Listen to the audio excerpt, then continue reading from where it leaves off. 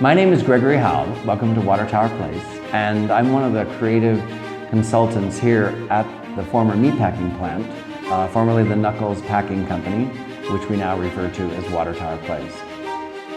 You know, Watertower Place is really an interesting place because not only is it just massive physically, over 250,000 square feet, and because the integrity of the structure is so commanding, there's a wow factor there. So I know there's a lot of mystery and intrigue, plus it was a meatpacking plant, and that always conjures up a lot of different images. I think what's magical about this particular building is that there's a global trend for adaptive reuse of historic properties, because it's really hard. What do you do with 250,000 square feet?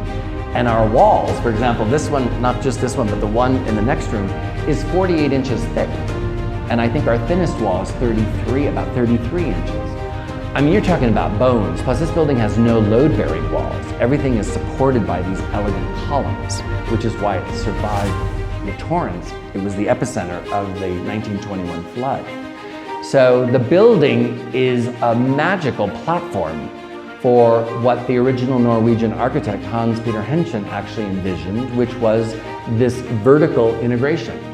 We're honoring that vertical integration. And when you talk about a village, you talk about sustainability, all of those different parts, they're like clusters. In fact, I just wrote a piece for the historic designation of this building. Believe it or not, this building is not on any historic register, which is unbelievable to me.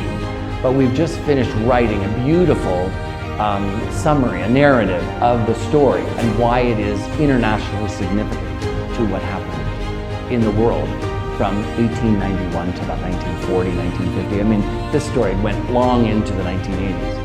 But the building is perfectly set for this whole idea of people being better together, about collaborating, about sharing resources, because that's what he was all about. It just naturally became a platform. It was curiosity, it was intrigue. We decided not to be landlords. We didn't want to have signs out in front. So for us, it was about getting people to come on their own initiative.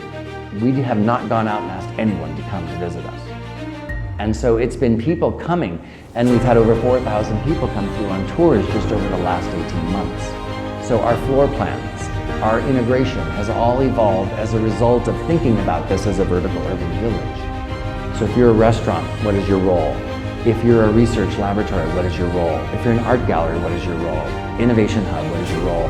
Everything is cluster-based, and we're trying to deal with all the interrelationships, and that's really powerful. My very first week, actually, the Watertower Place is in the Grove neighborhood, which is one of the most historically significant neighborhoods in terms of the greater Pueblo story about immigration and the steel mill and meatpacking. So for me, my first week, I actually got to go visit with Bishop Tafoya, who has actually just recently passed away. And he was an artist himself, but he was in charge of the archdiocese here. And I remember being in his basement, just about 2 blocks from here, and he was curious as to why I was in Pueblo. And the one thing that I will always remember him saying was, he literally said to me, Gregory, whatever you do, just do it and say you're sorry afterwards.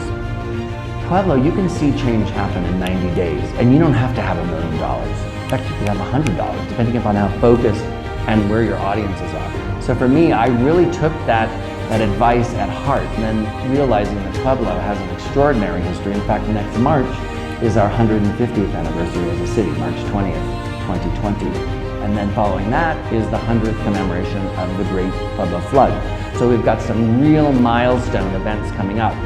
There's a lot of pride in this town. That was one of the most amazing things. So my platform is adaptive reuse of historic structures. It's about economic redevelopment, and it's about tourism. Because I've worked in other communities around the world where when you have those 3 things dialed in right, you do get people off I-25. You do get people coming in and spending the night. All of those things have really powerful amplification, impactful, and significant, things that will happen to the community because everything is interconnected. And I think the beauty of it is that we're honoring the story first and foremost. And the more we dig, the better the story gets. And that's exciting. And so it would really be a shame because it was the steel mill and the meatpacking industries that were the 2 largest employers of Pueblo. And they're not very far apart.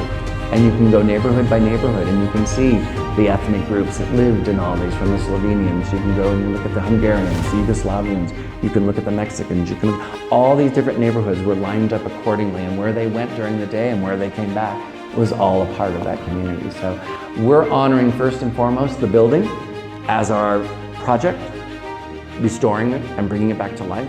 Two, we're an extension of the Grove. So we're honoring the Grove and the 228 residents that live in the Grove. And then thirdly, it's about the extension of the Riverwalk, which is right next to us, and Runyon Field. So those three things are really powerful and historic, plus we're right downtown.